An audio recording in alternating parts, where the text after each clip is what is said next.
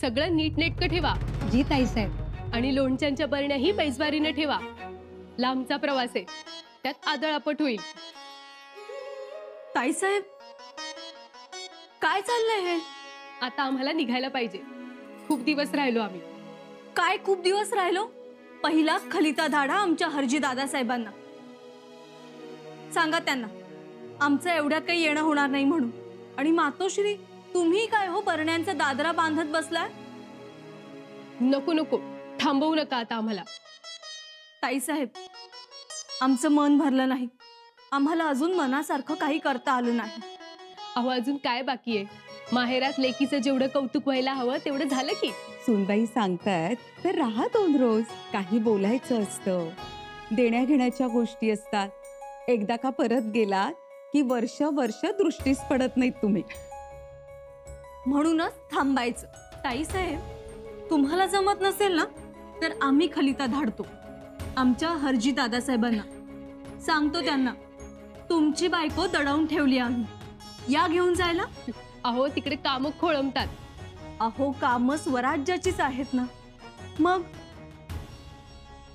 आणि तुम्हाला म्हणून सांगतो, स्वराज्याच्या धन्याचाच आदेश आहे जाऊ नका म्हणून. आता काय करा बोला. आता काय, थांबावंच लागेल आम्हाला. पण असं काय काम काढले दादासाहेबांनी? ते आता तुम्ही तुमच्या दादासाहेबांनाच विचारा. आम्ही आपलं सांगायचं काम केलं. भवानीबाई, भवानीबाई.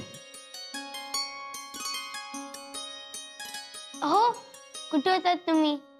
आज रपेटीला येणार आहात ना? नाही, आईसाहेबांनी तयार व्हायला सांगितले. म्हणजे? अहो, निघालोय आम्ही कर्नाटकात.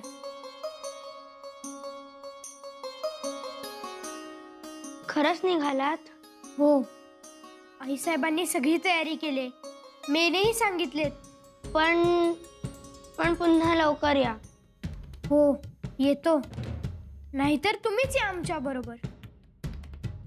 आम्हाला कसं जमेल बरं? आता बाळराजांना घ्यावं लागतं. आम्ही दिसलं नाही की रडतात. शिवाय आबासाहेब आम्हाला तलवार शिकवतात. आणि कृष्णाजी काका कंक आम्हाला दानपट्टा शिकवतात. तुम्हीच या. बरं, येतो आम्ही. थांबा. कोडं नाही, पाठी वळा. आणि आम्ही सांगेपर्यंत इकडे बघायचं नाही. ठीक आहे.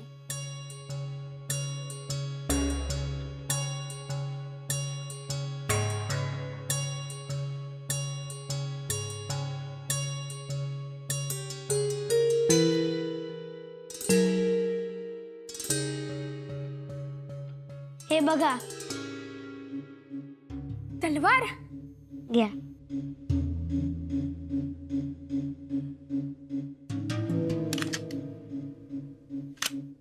कशी आम्ही देणारच होतो तुम्हाला ही तलवार भेट. उत्तम आहे.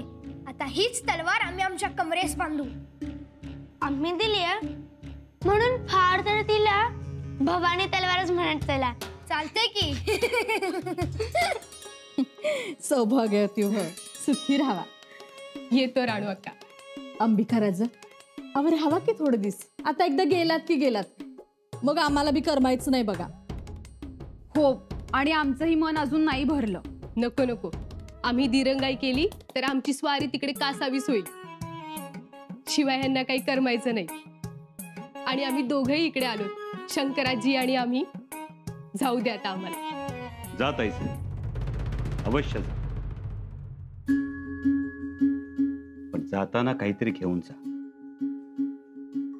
काय देणार आहात दादासाहेब? सगळं आहे आमच्याकडे. सुख, समाधान, पराक्रमी पती, संस्कारी मुलगा, सरदार महाडिकांच्या घराण्याचा लौकिक. काय नाही आमच्याकडे. तरी एका गोष्टीची कमतरता आहे, ती घेऊन जा. काय देणार आहात तुम्ही? आणि काय देण्यासारखं आहे महाडिकांना? आमचं काळीज.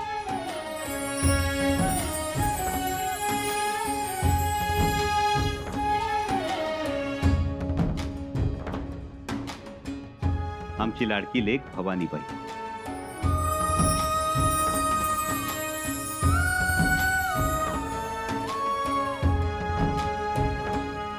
दादासाहेब, होय अंबिकाताई. जुन्या नात्यांना नव्याची जोड देऊन नाती पुन्हा बळकट करण्यासाठी या सगळ्यांच्या साक्षीनं आम्ही तुम्हाला भवानीबाईंच्या सोयरिकीबद्दल विचारतो. दादासाहेब, अहो आमच्याही मनात तेच आलं होतं.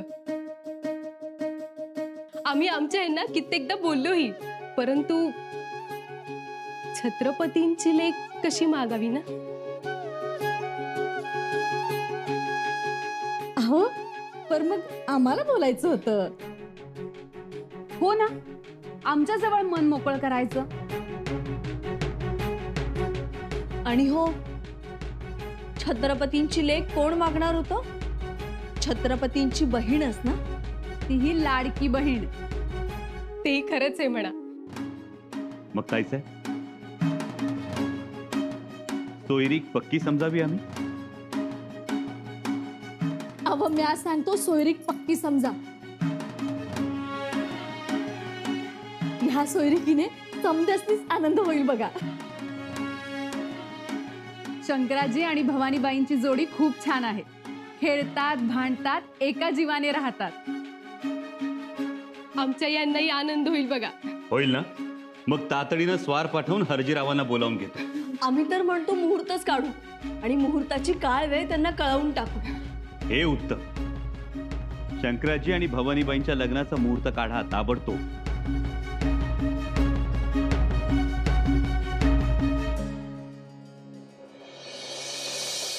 राजनने ठरवलंय म्हणजे बुराणपूर मोहिमी होणारच. नक्कीच नक्कीच. परंतु पुन्हा एकदा सांगतो, मोहीम धाडसी आहे. धाडसी तर आहेच. आणि मोहिमेबद्दल आपल्याला आज कळतंय. महाराजांनी आधीच विचार केला असणार. एक सांगू का, योजल्याप्रमाणे जर झालं ना तर मोठी बला टळेल. खरंय. हा औरंगजेब एकदा संपला की सगळे मनोरे धडाधड कोसळतील. मग तो सफेद ताजमहाल शिल्लक राहणार नाही आणि लाल किल्ल्याची वीटही शिल्लक राहणार नाही. या खंडोजी, लगबगीत दिसताय. हो, लगबग म्हणजे भवानीबाईंचं लग्न ठरलं. काय सांगताय? सुरेख बातमी. हो. कधी ठरलं लग्न? हे काय आत्ताच. आणि महाराजांनीच ठरवलं लग्न. म्हणजे राजन वरबाप होणार तर कधी आहे लग्न? लगेचच. म्हणजे अंबिका बाईसाहेब आल्यात. जाताना सुनबाई घेऊनच जातील जिंजीला. पण मग बुऱ्हाणपुराचं काय? तोही हल्ला आत्ताच करायचा ठरला होता ना. हो, तेही काम आता तोंडावरच आलंय. मग आपण सगळ्यांनी सांगूया राजांना, आधी घरचं कार्य होऊ द्या. लेकीचं लग्न, कन्यादान, मग जाऊ बुराणपुरात. हे पटलं मला. एकदा घरचं शुभ कार्य उरकलं की आपलं घोडं कुठेही उधळलं तरी काहीच हरकत नाही. मला नाही वाटत राजन ऐकतील. पण मग कसं जुळणार ते? आपण जरा हट्टानं, मायेनं समजून सांगू. कारण हे लग्न अगोदर होणं चांगलं. हो ना, कारण एकदा धामधूम सुरू झाली की झालीच. राजन आले की आपण समजावून सांगू त्यांना. तुम्ही आता खरं सांगा, ह्या सोयरिकीचा तुम्हाला आनंद झाला का नाही? आनंद? आम्हाला खूप आनंद झालाय. अहो का होणार नाही आनंद? हा, अहो राजा राणी ई निवाय. मग सांगा हो, कोणाला आनंद होणार नाही? हे मात्र अगदी खरं बरं का. फक्त आता इथे बसलाय ते तिकडं चला, अन्यहारी करून घ्या. कशाला उठवतेस धाराऊ? दोन्ही विहीणबाईंना मारू दे की गप्पा. अहो गप्पा कसल्या? आणि तेवढा वेळ कुठे आता? राजांचा आदेश आहे, लवकरचा मुहूर्त काढायचा आहे. लवकर मुहूर्त म्हणजे? जो लवकरचा असेल तो मुहूर्त धरायचा आहे. अहो पण राजाच्या लेकीचं लग्न, केवढी तयारी करावी लागणार. अहो त्यासाठी मी आहे की. 12 मावळ सोबतीला घेऊन लागेन तयारीला. पर त्यासाठी रायगडावर तरी जाया पाहिजे. हो, रायगडावर जाऊन तयारी करावी लागल. कापड चोपड, दागदागिने, मानपान, आमंत्रण. आम्ही तर म्हणतो रायगडी जाण्याआधीच व्यापाऱ्यांना, कासार दादांना आणि सोनार दादांना निरोप द्यावा. हो, म्हणजे ते तयारीत राहतील. हो, आणि मुहूर्तही काढायला पाहिजे. आम्ही बोलतो पुरोहितांशी, ते म्हणजे तेही मुहूर्त काढायची तयारी करतील. चला आता गांगोली गावातली छावणी हलवायला पाहिजे. तसा रायगडी निरोप धाडायला पाहिजे. आम्हाला वाटतंय दादासाहेबांनी निरोप दिलाय. हो, आमच्या यांनाही निरोप द्यायला पाहिजे. अहो, वर बापांना निरोप तर अर्ध्या रस्त्यात गेला असणार. बघा, झालीच की ना सुरुवात. चला आता न्याहारी करून घ्या. एकदा कामाला जुपी झाली की मग मागितलं तरी घास मिळणार नाही. अहो, हे पुढं नवरा नवरीच्या डोईवर अक्षता पडेपर्यंत असंच चालणार.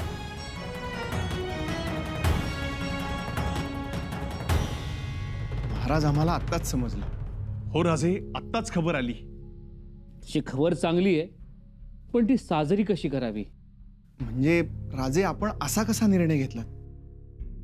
राजन, आपण नियोजनामध्ये तरबेज, तरीही आपण असा निर्णय घेतलात.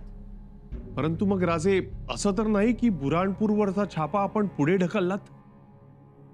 बिलकुल नाही. बुऱ्हाणपुराचा बेत कोणत्याही परिस्थितीत पुढे ढकलला जाणार नाही, कारण खूप विचार करून आम्ही तो निर्णय घेतलेला आहे. राजन, कविराज, त्यासाठीची संबंधित यंत्रणा त्या नियोजनास लागली आहे, कारण मोहीम अवघड आहे. राजे, मान्य आहे, परंतु इथे आपल्या लाडक्या लेकीचा, युवराजनींच्या लग्नाचा घाट घातलाय, तो तरी पुढे घ्यायचा होता. नाही निळोपंत, तोही पुढे ढकलता येणार नाही, कारण पुढच्या काळात आम्हाला या गोष्टींसाठी कितीसा वेळ मिळेल ते सांगता येत नाही. परंतु राजे, मग हे लग्न आणि बुऱ्हाणपूरवर छापा हे दोन्ही एकाच वेळी होणार? हो, एकाच वेळी.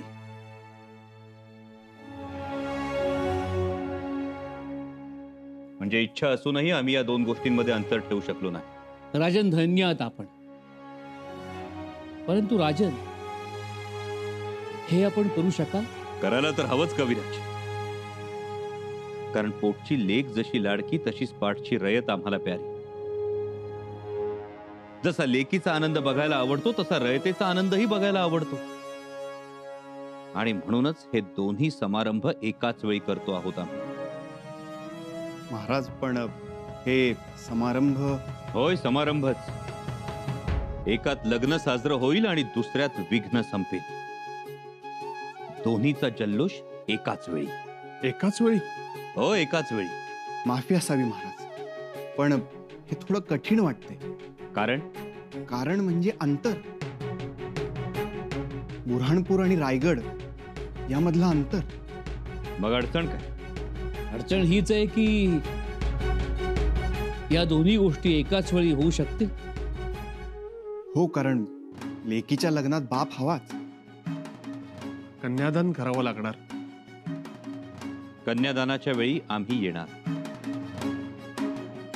महाराज, अहो पण हे कसं शक्य आहे? खंडोजी आजवर अशक्य वाटणाऱ्या गोष्टीच शक्य करत आलेत आपले मावळे. महाराज, म्हणजे तुम्ही लग्नात नसणार, शेवटी येणार. हो. राजन, आपण हे राणीसाहेबांशी बोललात का? नाही. मग बोलून घ्या. नाही, नको कविराज. लेकीच्या लग्नाच्या बाबत आई फार भावूक असते. आणि बाप?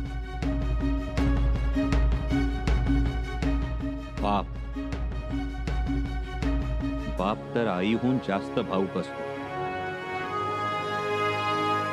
पण राजा असलेला बाप भावूक नसतो. त्याला भावूक होता येत नाही. महाराज, ऐकाव, आपण दोन्हीपैकी एक गोष्ट पुढे घेऊ. नाही निळोपंत, लग्न पार पाडायचं आणि विघ्न दूर करायचं एकाच वेळी. इथं रायगडावर वरात निघेल आणि तिकडं औरंगजेबाचा जनाजा उठेल. रायगडावर आनंद साजरा होईल आणि बुऱ्हाणपुरात मातम. इथं आमची लेक सासरी जाईल आणि तिथं औरंगजेब जहन्नुमची सफर करेल. मोठा विलक्षण योग आहे. हातून सुटू द्यायचा नाही, हे पक्क. ही कुठली आहे? इरकली आहे. हे इरकल आहे? मग एवढी जर कशी? नवीन पद्धतीचा आहे. रंग तरी पहा. गडद हिरवा आहे म्हणून ओळखता आलं नसेल. राणू अक्का, तुम्हाला आवडला असेल रंग तर घ्या तुम्ही तो. मातोश्री, आम्ही वैनिसांसाठी पाहत होतो. अगं बाई, आमच्यासाठी कशाला? आधी आमच्या विहीणबाईंसाठी खरेदी होऊ द्यात, मग आमची बघू. नाहीतर राग यायचा.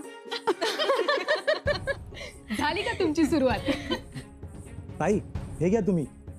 तुमच्यावर खुलून दिसेल हा रंग. हे लुगडं घेत असाल तर हा बाजूबंद घ्या. या रंगावर हा बाजूबंद एकदम उठून दिसेल. अहो, खड्यांचं काम तर बघा. आम्ही पैठणी बघणार होतो. आहेत ना, पैठण्यांवर हाताने काम केलंय. सोन्याच्या तारेचं बारीक काम केलंय. खास राणी वशातीच बनवलंय. पंचक्रोशीतच काय, दश दिशात असं दुसरं लुगडं तुम्हाला बघायला मिळणार नाही. तातडीचा निरोप मिळाला, त्वरेने आलोय. या गुरुजी, बसा.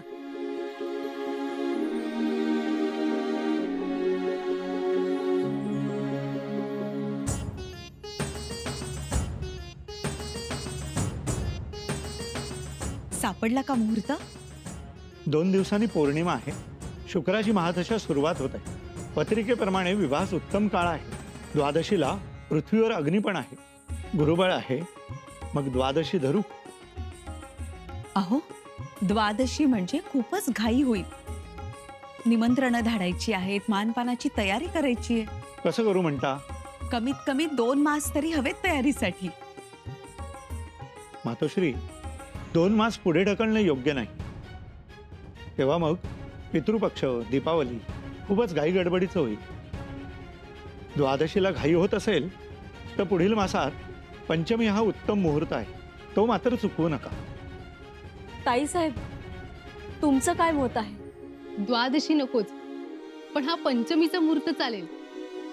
चला, पंचमीचा मुहूर्त पक्का समजा तुम्ही गुरुजी. चालेल.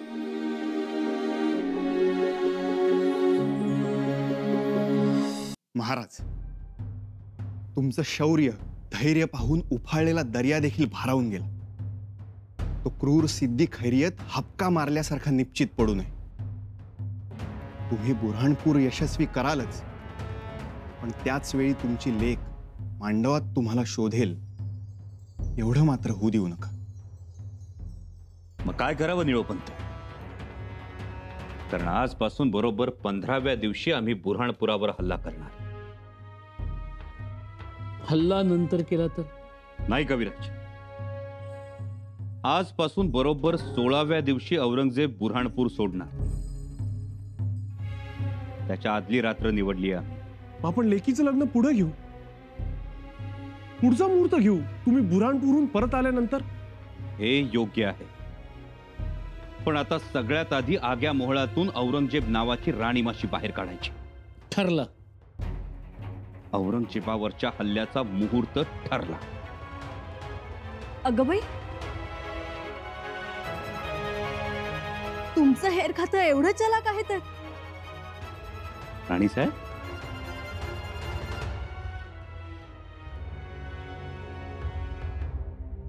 ठरलेला मुहूर्त समजलाही आपल्याला. चला, बरं झालं. हे घ्या, मिठाई घ्या.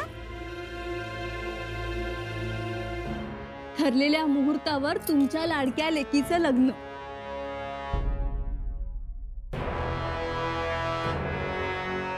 म्हणजे आजपासून 15 दिवसांनी? हो राजे, आजपासून 15 दिवसांनी. 2 दिवसांनी मुहूर्तमेढ रोवली की मग लग्नाची तयारी सुरूच. आता 15 दिवसांनी आपल्या भवानीबाईंच्या डोक्यावर अक्षता पडते. आता वरबापांनी कुठेही हलायचं नाही. आता फक्त एकच मोहीम, तुमच्या लाडक्या लेकीचं लग्न.